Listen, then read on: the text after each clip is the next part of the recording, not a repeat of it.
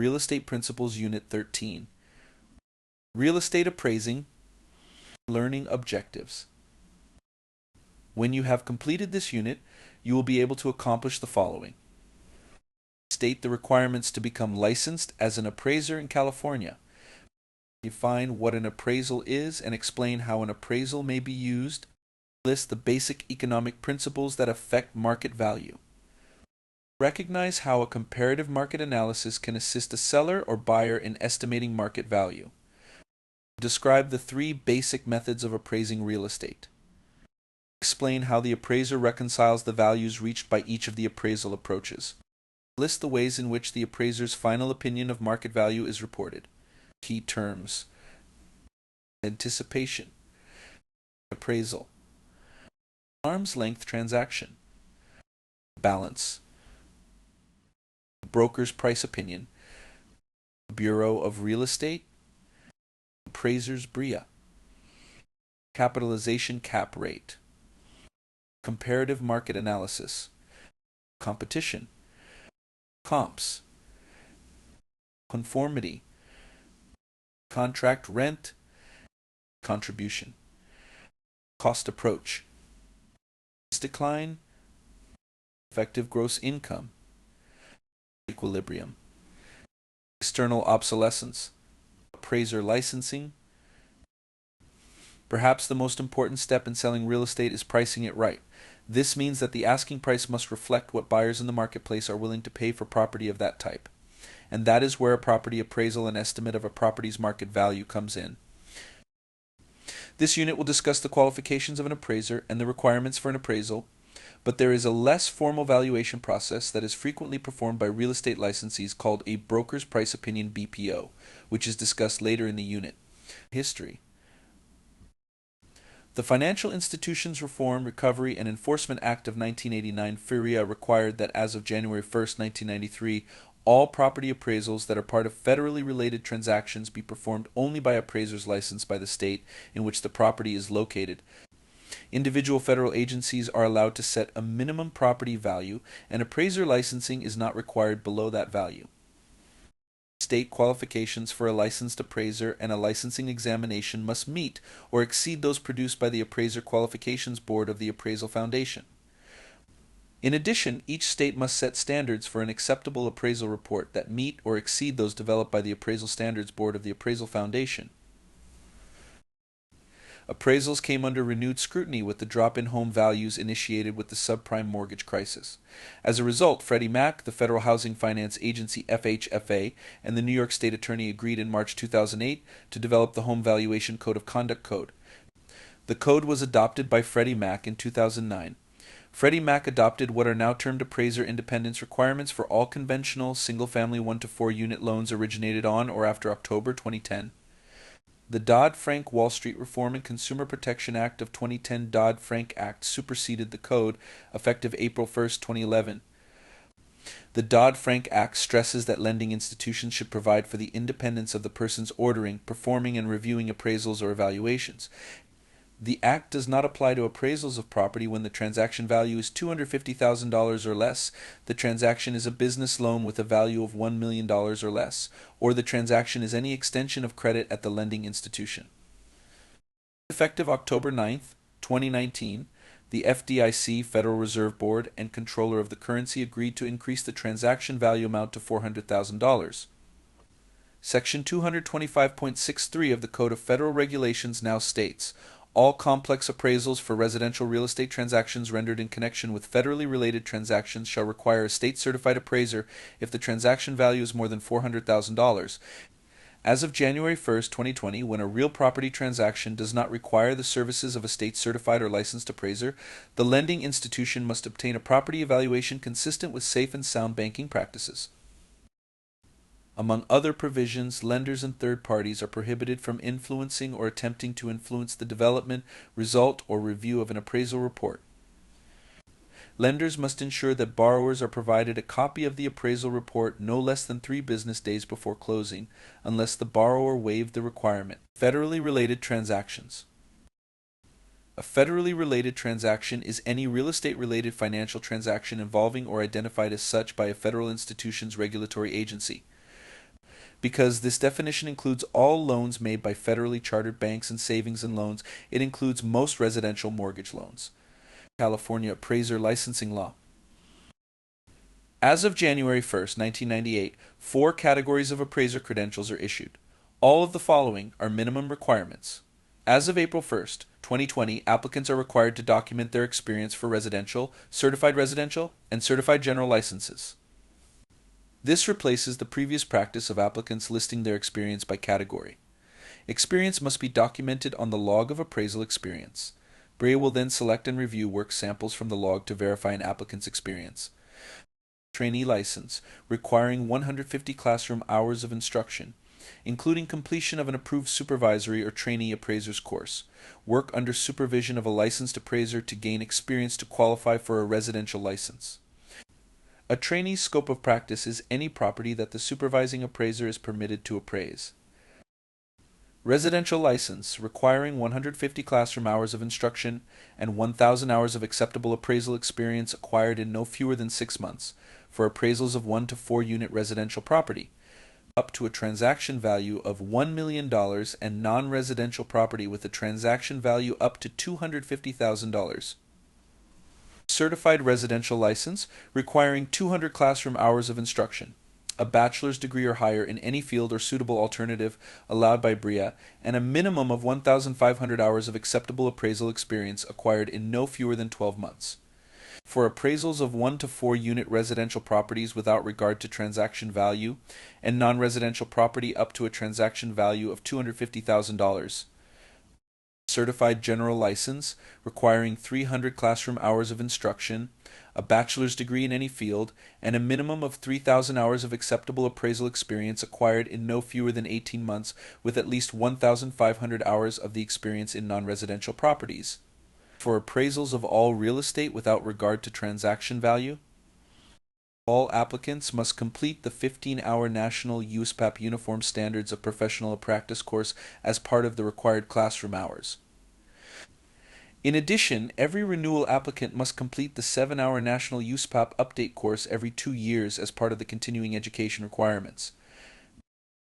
As of January 1st, 2017, all initial and reciprocal applicants for a California appraising license have been required to complete a BREA-approved course on state and federal laws that includes a final examination. California Appraiser Licensing Law. In addition to successfully completing education requirements, applicants for licensing must pass the appropriate examination. A license is valid for 4 years, and continuing education requirements must be met to qualify for renewal. California requires registration with BREA of all appraisal management companies AMC doing business in the state. AMC requirements are separate from licensing requirements. By using an AMC, a lender can avoid direct hiring of the appraiser who completes an appraisal assignment, helping to ensure the independence required by the Dodd-Frank Act. Fair Appraisal Act. It is against both federal and state law for any consideration made by an appraiser or other real estate professional to be in violation of fair housing law. At times, prejudicial conduct is deliberate and obvious. At other times, individuals may be harmed by unconscious bias. It is up to every person involved in a real estate transaction to work to ensure an unbiased and fair transaction. California's newest appraisal law is the Fair Appraisal Act. The law provides that, after July 1st, 2022, every real estate sales contract must include a notice stating that any appraisal of the property must be unbiased, objective, and not influenced by factors such as race, color, religion, gender, sexual orientation, marital status, medical condition, military or veteran status, national origin, source of income, ancestry, disability, genetic information, or age.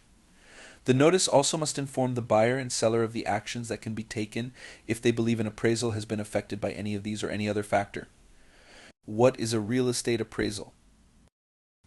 Most often, a real estate appraisal is the appraiser's opinion of a property's monetary value on the open market as of a specified date. In addition to market value, an appraisal can also be made for a variety of other purposes, such as to find insurance or investment value. An appraisal also can indicate a property's type and condition, its utility for a given purpose, or its highest and best use concept that will be discussed in this unit. The term appraisal is used to refer to both the process by which the appraiser arrives at an opinion of value and the written report in which the appraiser explains how the opinion of value was achieved. Property interests such as a life estate or remainder can be appraised, usually though the property interest being appraised is a fee simple estate. The appraiser identifies the scope of work required by the appraisal assignment, compiles a variety of data, including information on the subject property and comparable. Considers market forces and local market conditions to arrive at an opinion of the property's value. The data and factors considered will vary somewhat, depending on the method of appraisal used. The appraiser's final value conclusion will be a dollar value. Most often, the value conclusion is the appraiser's opinion of the property's market value as of the date of the property inspection. An appraisal can provide an opinion of value as of some other date, however, such as the date property was taken in a condemnation proceeding. Market value. The value of an item can be defined as the amount of money or goods or services that will be accepted in exchange for it. This value in exchange is not the only type of value, however. Real estate is described as having a value in use, which refers to its value when used for a particular purpose. This value is subjective because it depends on the needs of a unique user. Market value is the appraiser's opinion of what a typical buyer would pay. The value most often sought in a real estate appraisal is market value. Market value is the most probable price a property would bring in an arm's length transaction under normal conditions on the open market. This value is objective because it is not based on the requirements of a particular owner. In an arm's length transaction, neither buyer nor seller is acting under duress. The real estate has been on the market a reasonable length of time for property of its type. On market value, buyer and seller have full knowledge of the property's assets and defects. No unusual circumstances exist, such as a sale involving related parties. The price represents the normal consideration for the property sold, unaffected by creative financing or sales concessions. Demand, utility, scarcity, transferability, elements of market value. 4 basic elements that you can remember by the word dust must be present before any product has a market value. A market exists only when demand has been created by a product's utility or usefulness coupled with its relative scarcity. The product must also have the quality of transferability, that is, there must be no impediment to its sale, such as a lien or other encumbrance. In the case of real estate, a 5th element also is usually necessary. Due to the relative high cost of real estate and the tax benefits and other advantages of leveraging the purchase with a modest down payment, most purchases are made primarily with borrowed funds, which means that the buyer must be able to secure suitable financing.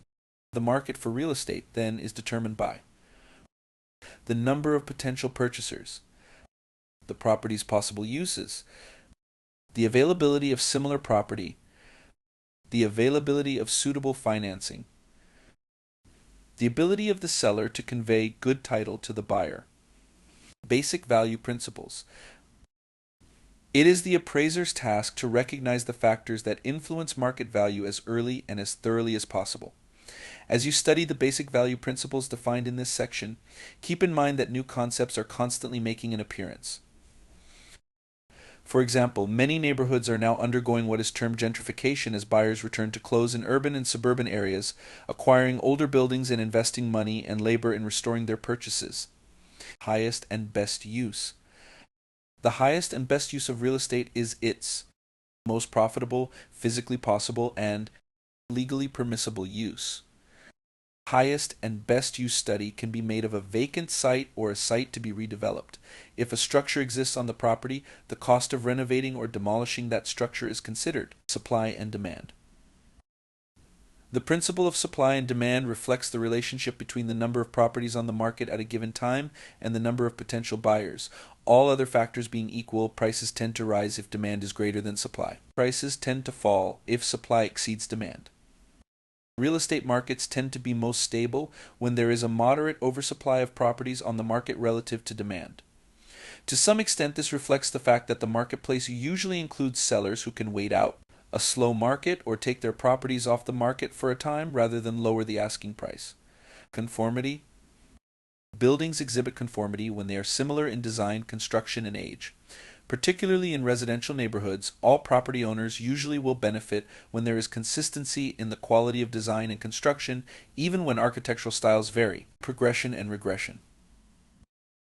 The value of a building is enhanced if buildings around it have a higher value, typically because they are better maintained, better quality construction, larger, or a combination of such factors. This is an example of the principle of progression. According to the principle of regression, a building's value declines if the buildings around it have a lower value. For example, no matter how beautiful or extravagant a house is, it will not realize its full market potential if it is in a neighborhood of smaller, lower quality, and thus less valuable houses. Contribution. An improvement adds value only if it is what buyers want. A property improvement may or may not increase the property's overall market value, regardless of the cost of the improvement. In an appraisal, a property improvement is valued at only its contribution to the property's market value. This principle is closely related to the law of increasing returns and the law of decreasing returns. An extra bedroom that costs $30,000 but adds $50,000 to a property's market value is an example of the law of increasing returns. The addition of a swimming pool at a cost of $75,000 that adds only $50,000 to a property's value is an example of the law of decreasing returns. The contribution to value of individual improvements will depend on current market demand for those improvements. The National Association of Home Builders (NAHB) tracks the market value of common home remodeling projects in various regions of the country. Competition. Commercial properties are affected by competition, both positively and negatively. As businesses are attracted to a particular area, interest in the area generally increases. At a certain point, however, the market will become saturated and some businesses will suffer. In Silicon Valley, for example, office construction often falls behind market demand. Competition has brought attention to the benefits offered by the area, such as a skilled workforce, and enabled property owners to profit.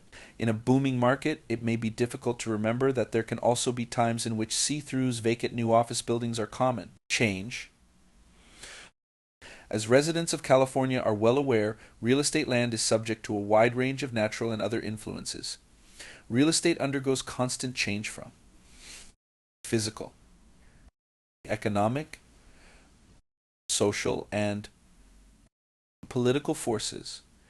Life cycle. Both buildings and neighborhoods go through life cycles. As they are developed, they achieve growth, attain a period of equilibrium or stability in which little change is evident, then decline as properties deteriorate. By the time the first three stages of the cycle have been completed, the properties involved will show the effects of wear and tear, even when they have been adequately maintained.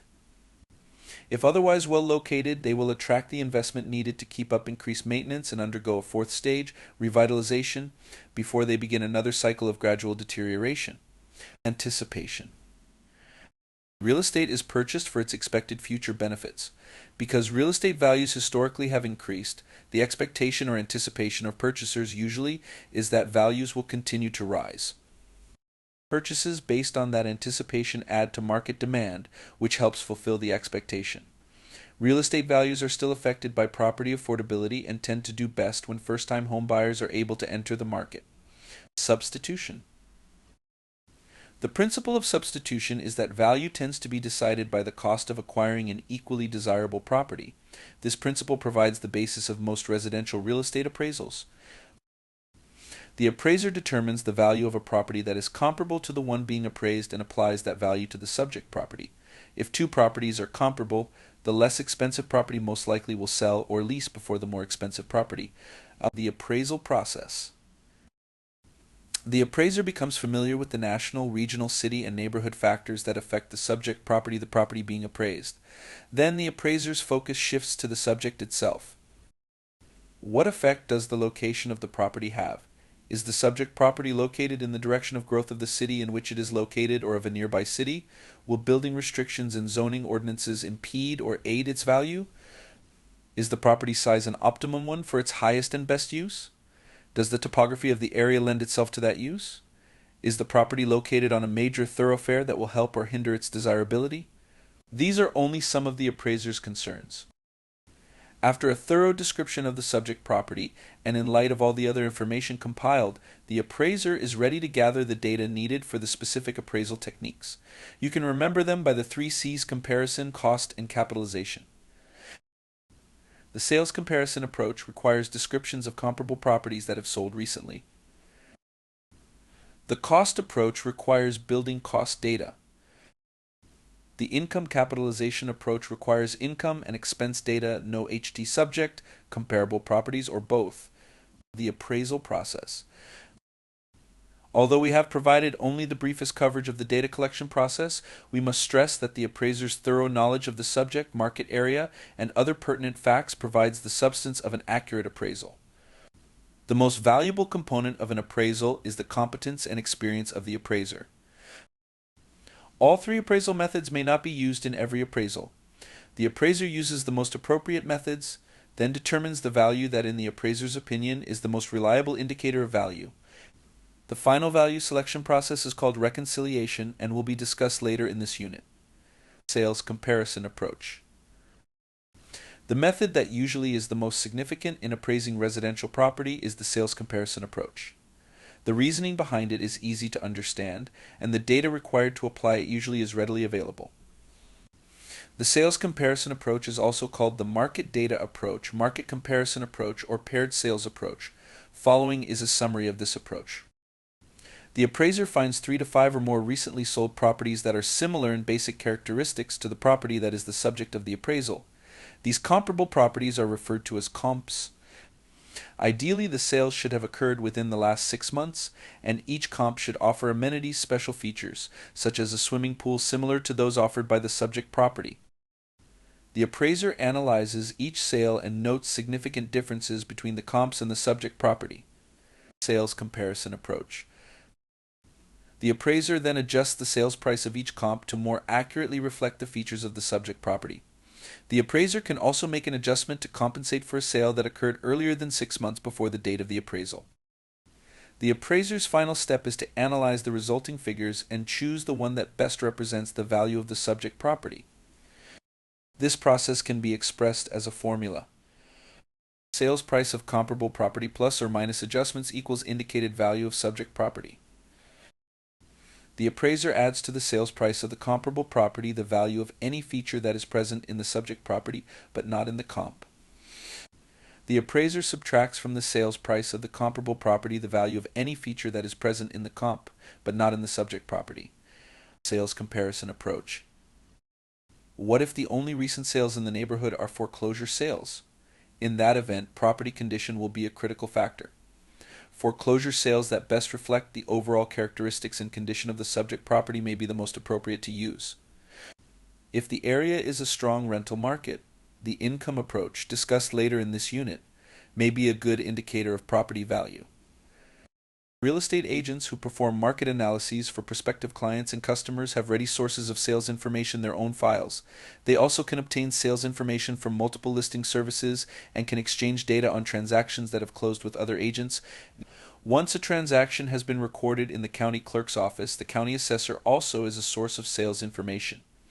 For example, House A is being appraised. House B is comparable to House B, which has a 3-car garage, sold for $896,000. House A has only a 2-car garage. The extra garage space is valued by the appraiser at $15,000 based on recent sales. Using the formula for the sales comparison approach, the value of the extra garage space is subtracted from the price of B as follows. $896,000 minus $15,000 equals $881,000. The adjusted price of B is $881,000. This adjusted price will be compared to that of other properties to determine a market value for A. Exercise. You are to provide an opinion of the current market value of House X. House X is a 1-story, single-family residence with wood siding. It has a living room, a formal dining room, a kitchen, a family room with a fireplace, 4 bedrooms, 2 bathrooms, and an attached 2-car garage. Appliances are in good condition, and the seller will pay for a home warranty to cover repairs to major mechanical systems for 1 year. House X is in a neighborhood of similar homes, all landscaped and well-maintained, and presents an attractive street-side appearance. House X has an in-ground swimming pool with well-established landscaping. House A also has a swimming pool and is comparable to X but has an extra half bath off the family room. House B has a swimming pool and is comparable to X but has no fireplace. House C is comparable to X but has no swimming pool. House A sold for $751,000, B sold for $738,000, and C sold for $699,000. In this price range, an extra half bath is valued at $12,000, a fireplace is valued at $7,500, and an in-ground swimming pool with mature landscaping is a desirable amenity valued at $45,000. Comparative market analysis. Many real estate agents who are not appraisers will supply the information necessary for a comparative market analysis CMA, also sometimes called a competitive market analysis or a broker's price opinion BPO. The agent's purpose is to assist the seller or buyer in determining the property's fair market value. A CMA ordinarily is more limited in scope than an appraisal and does not include an opinion of value by the agent. The most frequently used source of data for a CMA is the bank of properties handled through the agent's multiple listing service. Sales, asking prices, and length of time on the market will be examined for the following three categories of property in a defined area: property that was sold recently, property that is for sale now, property that was previously listed for sale, but the listing has expired or the property was withdrawn from the market. Cost approach. In the cost approach for establishing value, the appraiser determines what it would cost to duplicate the subject property. The appraiser begins with the present cost of improvements on the subject property. The appraiser then subtracts the amount by which those improvements have depreciated. Finally, the appraiser adds in the value of the land to arrive at an indicated value. Reproduction cost is the cost of a new building of exactly the same design and materials as the subject property. Replacement cost is the cost of a new building using modern methods, design, and materials and having the same use as the subject property, but without the identical specifications. The replacement cost of a building is appropriate when the structure's design or construction is not economically feasible to reproduce today.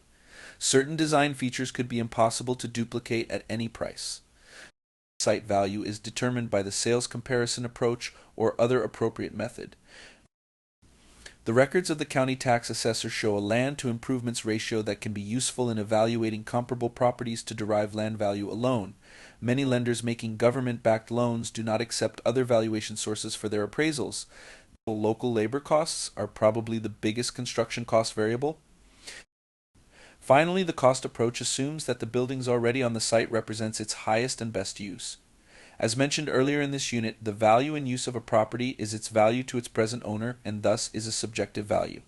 Market value, on the other hand, should be an objective determination. A property with no utility to anyone but its present owner will not be evaluated fairly by the cost approach. In the same way, a property that is not put to its highest and best use is not an appropriate subject for the cost approach. The cost approach method is ideal for special purpose properties, those that have no comparables in the area or which produce no income. Examples are museums, schools, and churches. The cost approach has the drawback of relying on construction cost estimates that differ greatly from region to region, even within a state. Builders' costs vary and often depend on the number of units under construction. Construction techniques also affect cost. For example, prefabricated roof trusses lower on-site labor costs. National and regional cost manuals help the appraiser keep cost estimates up to date. Finding reproduction or replacement cost. The appraiser can use any one or more of the following four methods to find the reproduction or replacement cost of property improvements. Square foot method, unit in place method, quantity survey method, index method, square foot method. Using the square foot method, the appraiser multiplies the current cost per square foot of a comparable building by the number of square feet in the subject building. This is the method most frequently used by appraisers. A similar approach is the cubic foot method, most commonly used for non-residential properties such as warehouses. Unit in place method.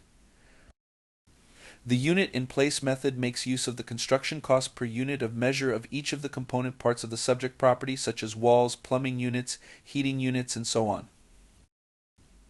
Each unit cost includes material, labor, overhead, and builder's profit.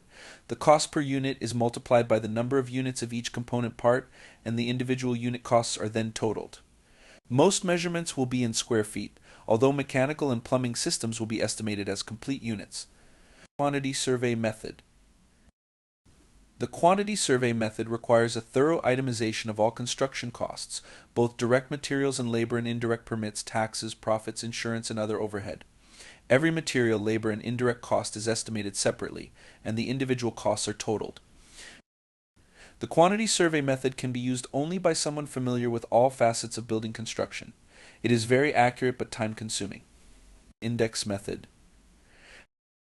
In the index method, the appraiser multiplies the original cost of the subject property by a factor that represents the percentage increase or decrease of construction costs generally from the time of construction to the present time. Cost reporting or indexing services, such as those mentioned previously, provide information on cost changes over time as well as from area to area. If the original cost of the subject structure is known, the index method is the simplest way to estimate present cost.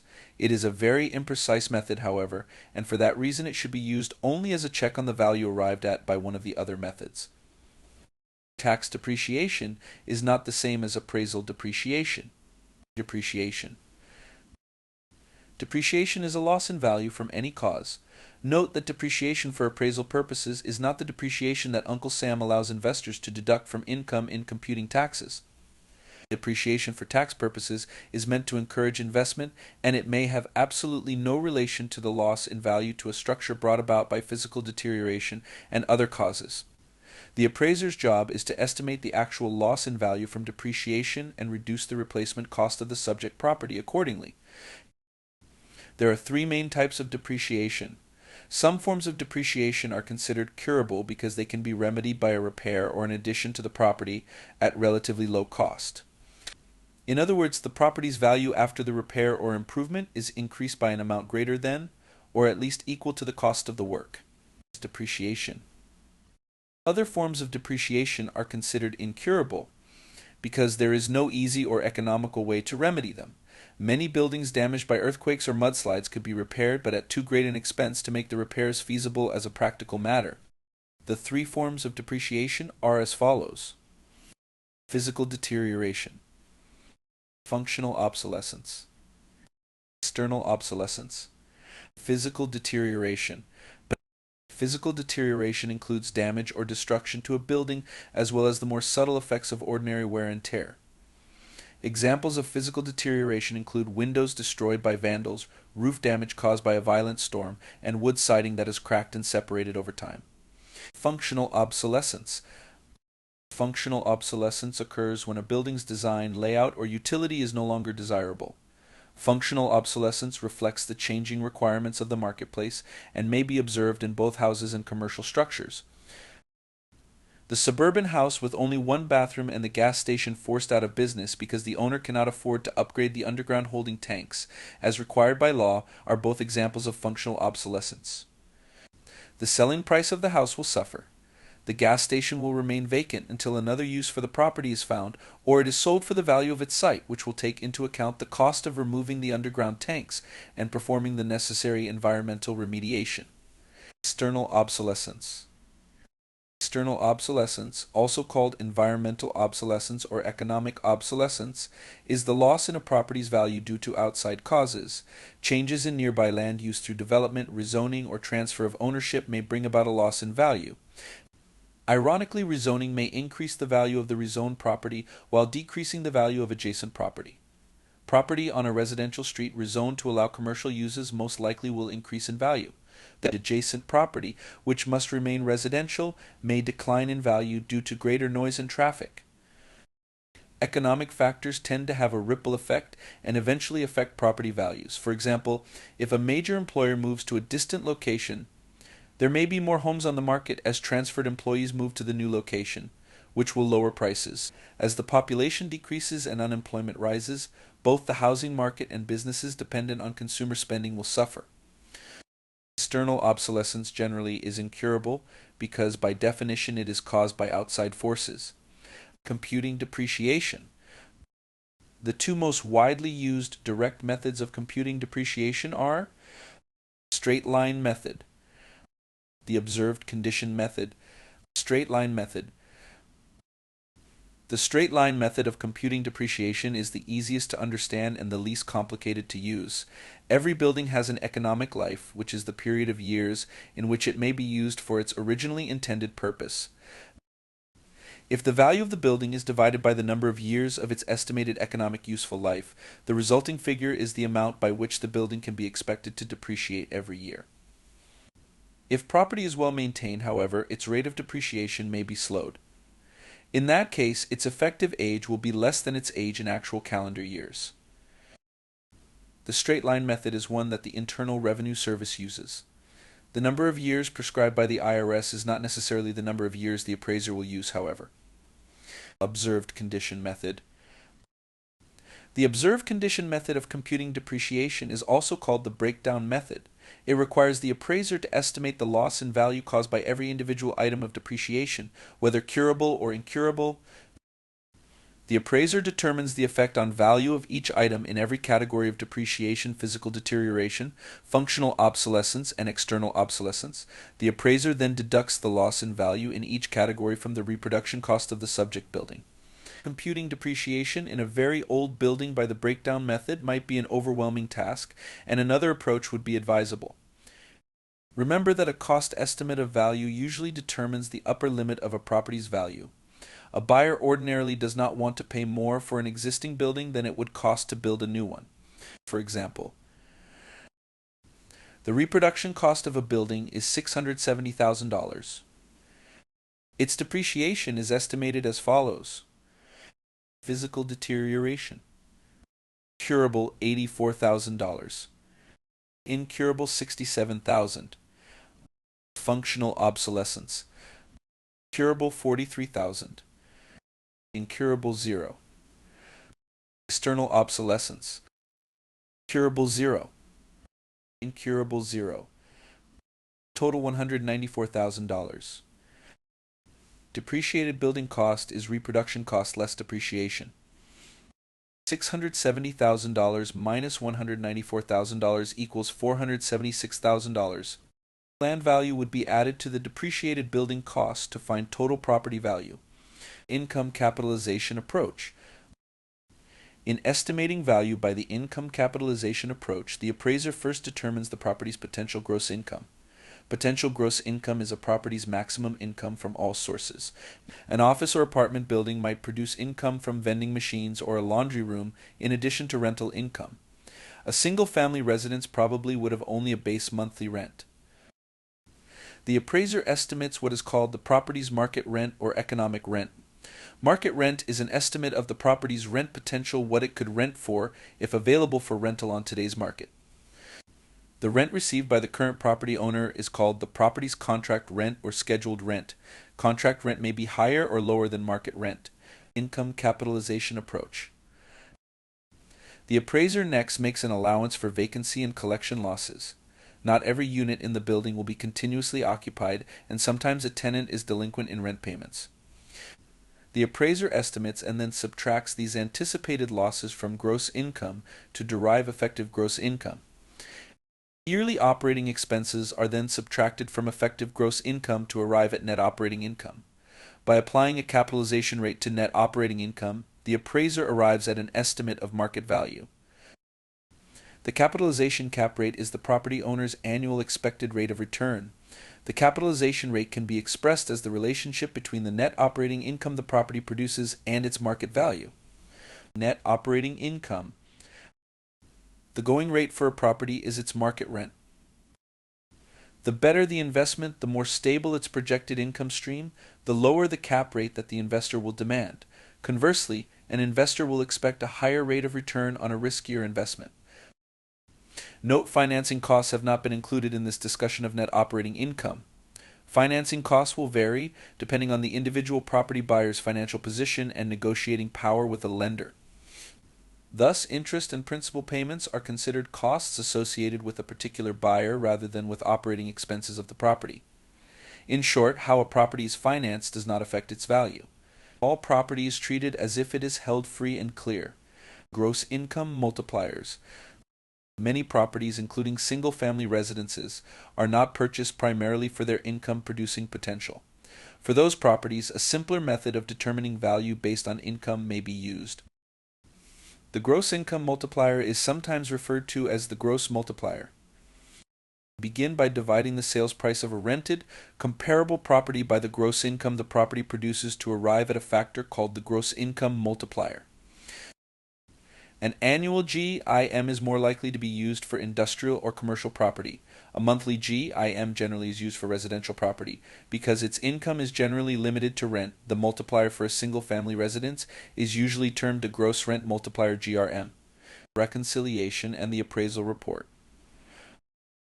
The appraiser begins the final step in the appraisal process with as many as 3 different values for the subject property, one for each of the approaches used: sales comparison, cost, or income capitalization. To determine the most appropriate estimate of value for the subject property, the appraiser reconsiders each of the values in light of the type of property being appraised, the purpose of the appraisal, any other factors that may be unique to the appraisal, reconciliation, and the appraisal report. The process of weighing the differing values by their relevance to the appraisal problem is called reconciliation or correlation. The goal of the analysis is to select the value that is most likely to be an accurate reflection of market value. The appraiser's opinion of value can then be presented and explained in the report to the client. To comply with the Uniform Standards of Professional Appraisal Practice USPAP, the appraiser must identify the valuation report made to the client as an appraisal report that can take the form of a narrative report that contains a thorough presentation of the appraiser's data, analysis, and conclusions, a summary report that highlights the data and conclusions, a restricted use report, narrative report. The narrative report, also called a self-contained report, is the most comprehensive report the appraiser can make.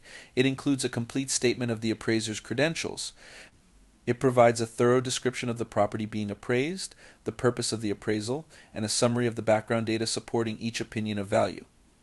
It will include a full description of all data considered and all techniques used in the appraisal process. The narrative report provides an overview of the subject property's region, city, and neighborhood.